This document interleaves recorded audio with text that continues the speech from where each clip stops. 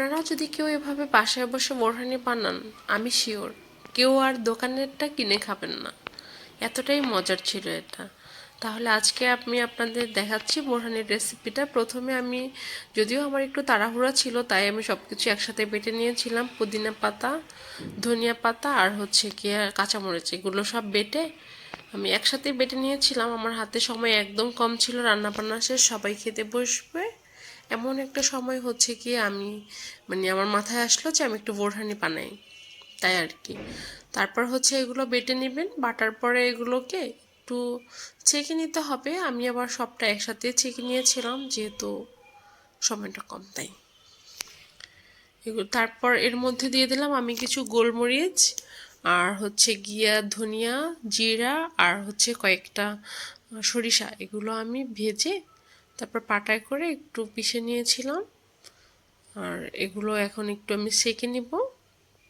আপনারা যে কোনো পাতলা কাপড় অথবা এরকম যে কোনো জালি দিয়ে এটা ছেঁকে নিতে পারেন। এগুলো ছেঁকে নিলে কী হবে, আপনার আস্তে আস্তে দানাটা আর থাকবে না, মশলার দানা বা হচ্ছে গিয়ে ইয়ার দানা, যে যে ইয়াগুলো পুদিনা পাতা বা ধনিয়া পাতা এগুলোর যে একটা ইয়া ছিল, আস্তে আস্তে অবস্থাটা এটা চলে যাবে।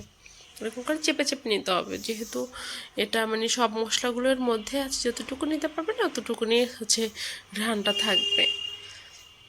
আমি এভাবে করে সবগুলো একটু পানি দিয়েও পরে আবার এটাকে একটু ধুয়ে নিয়েছিলাম। আমার যেহেতু এখানে হাফ কেজি টক দই ছিল, তাই আমি হাফ কাপ পানি নিয়েছিলাম। আপনারা যদি 1 কেজি টক দই দিয়ে বানান তাহলে আপনারা 1 কাপ পানি নেবেন। আর এখন যেহেতু শীতের সিজন, এই জন্য বরফ দিলাম না। যদি এটা শীতের সিজন না থাকে অবশ্যই বরফ দিবেন, তাহলে হয়তো ঠান্ডা ঠান্ডা খেতে ভালো লাগবে। এই যে আমি এগুলো ছেঁকে নিলাম। আর এপাশে হচ্ছে গিয়ে আমি টক দইটাকে ভালোভাবে ফেটিয়ে নিচ্ছি। এটার মধ্যে করে কাঁটা চামচ দিয়ে ফেটিয়ে নিয়েছিলাম। টক দইটাকে কিন্তু খুব সুন্দর করে ফাটা লাগবে। আমার একটু হাতে কম সময় ছিল, তাই আমি একটু তাড়াহুড়ো করে ফাটাচ্ছিলাম। আপনারা খুব ভালোভাবে কাঁটা চামচ দিয়ে অথবা যে কোনো হ্যান্ড রিক্স দিয়ে এগুলো ফেটিয়ে নিতে হবে। পরে আবার এটাকে হ্যান্ড রিক্স দিয়েও আবার একটু ফেটিয়ে নিয়েছিলাম, যাতে কোনো প্রকার দানা না থাকে। দানা থাকলে হচ্ছে গিয়ে আপনাদের ইয়াটা একটু দানা দানা থাকবে, তখন আর ন্যাচারাল মনে হবে না। এই যে দেখেন, এটা যখন আমি একটু নাড়বো, নাড়লেই দেখা যাবে যে একদম ন্যাচারাল, মনেই হবে না যে হ্যাঁ এটা হচ্ছে আমার ঘরের তৈরি বোরহানি। এটা মনে হবে যে না, একদম ন্যাচারাল, মনে হচ্ছে যে না কেনার বাইরের যেটা খাই আমরা সেটা আসলে সেটার তুলনায় এটার টেস্ট আর সব কিছু মিলেই অনেক মজার।